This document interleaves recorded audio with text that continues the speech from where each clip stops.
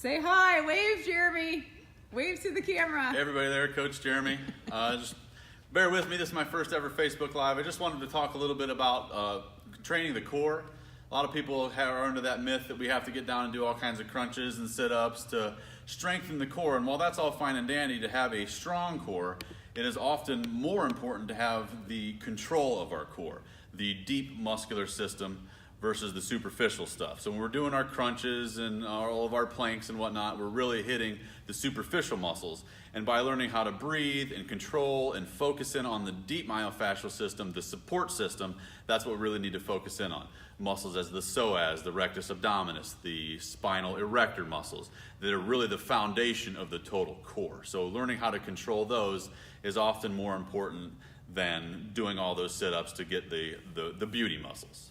Okay, so the reason you're sharing this is you've been doing some extensive online coursework with corrective exercise, understanding the female core, working with Evan Osar, who's like world renowned. Is that correct? Correct, Dr. Evan Osar, yes. Yeah, with all this information. And so he's seen a lot of injuries and issues because of exactly what you said, correct? That some people think like, oh, let me do my beauty muscles, I'm going to do crunches for abs. Right. And actually that can cause more harm than good. Is that correct? Correct. The whole premise behind the core learning that I'm doing, and Dr. Evan Osar as a corrective exercise specialist, he's really focusing in on, you have surgery, you have major abdominal trauma, you have childbirth, you have a hysterectomy, a gallbladder, and he gears it mostly towards women, but men can also have the same, the gallbladder, etc. So he's really, when you have that type of surgery, he compares it to like being mugged in an alley. You get stabbed 3 times, you're having a minimally invasive surgery or whatnot, and when you get stabbed, you have all this rehab, but you have a child, you have major abdominal surgery, 2 weeks later, you're back to doing whatever you're doing, and everybody thinks that to get your abdominal strength back, that you have to do all kinds of sit-ups and crunches and whatnot. But really, he relates it to you need to learn how to breathe again. You need to control the deep myofascial system, which is all those support muscles, because those are the ones, when you have any type of abdominal trauma, those ones are most affected, and you lose the control of that. So that's why many women have the chronic low back pain, the chronic abdominal pain from having childbirth or surgery. And it's all about learning how to breathe and strengthen the things for the deep muscular system that seems so benign as far as that goes. Okay, so you just touched on breathing. So you say most people aren't breathing properly. Can you Correct. just take like 15, 20 seconds and share with us what's something we can do right now to improve our breathing?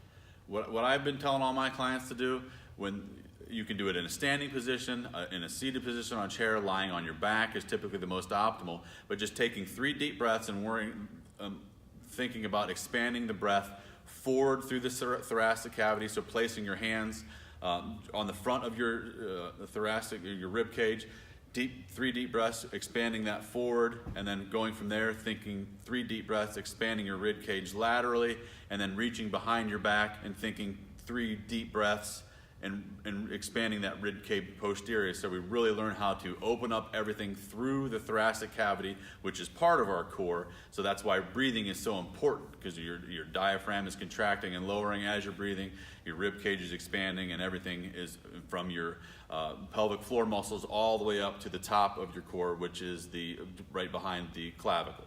Okay, so doing those breathing can help reduce pain, Absolutely. Reduce discomfort, and even help with strengthening and making our workouts more Absolutely. effective. When you're doing that breathing exercises, that's engaging the psoas muscles, the rectus abdominis. You don't think about it, but even that breathing is really using your low back, the lumbar erectors, the things that we tend to neglect, because those are the most difficult things to train, the deep myofascial system.